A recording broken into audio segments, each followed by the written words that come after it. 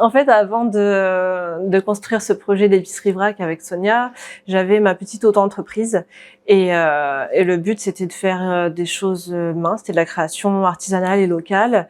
Et petit à petit, ça a perdu un peu de son sens. J'ai préféré me rapprocher un petit peu du côté nature justement et d'essayer de semer des graines autour de moi, de parler, de faire vivre des expériences un peu plus portées sur la nature aux gens, d'où le terme apprentie semeuse, pour essayer de semer autour de moi.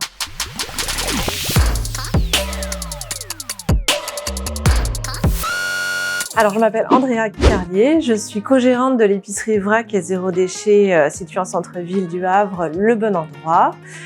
Et à côté de ça, je suis aussi maman, bénévole, conseillère municipale, j'ai tout plein d'autres casquettes. Les rencontres m'inspirent beaucoup en ce moment, les lectures, les livres, les balades, la nature, tout ça, ça m'inspire. J'essaie d'être comme une éponge et de m'inspirer de tout ce que je vis. Oh là là, c'est le genre de phrase, le genre de question que me posent mes fils en ce moment.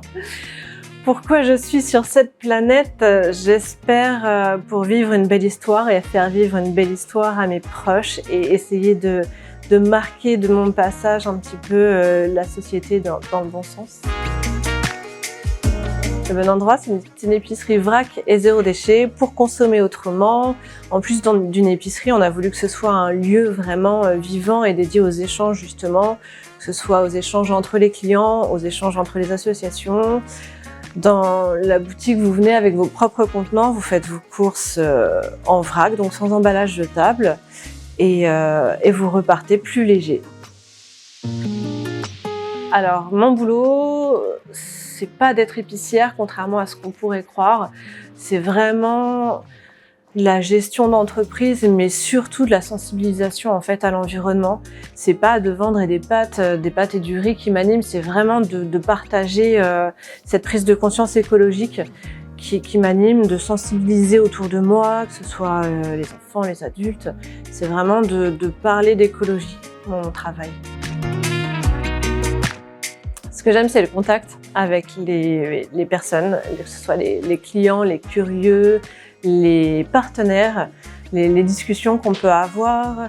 Ce que j'aime, c'est tous ces échanges de bonnes pratiques, tous ces bons plans sur l'écologie, toutes ces astuces aussi qu'on peut se partager. C'est ça en fait qui me plaît.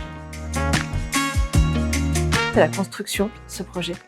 C'est comme un bébé en fait, on y travaille avec cœur, on rencontre aussi là plein de personnes avant, chose dont on a moins l'occasion une fois que la boutique est ouverte, on a moins l'occasion de sortir, du coup la fabrication, la construction du projet, c'était vraiment un bon moment.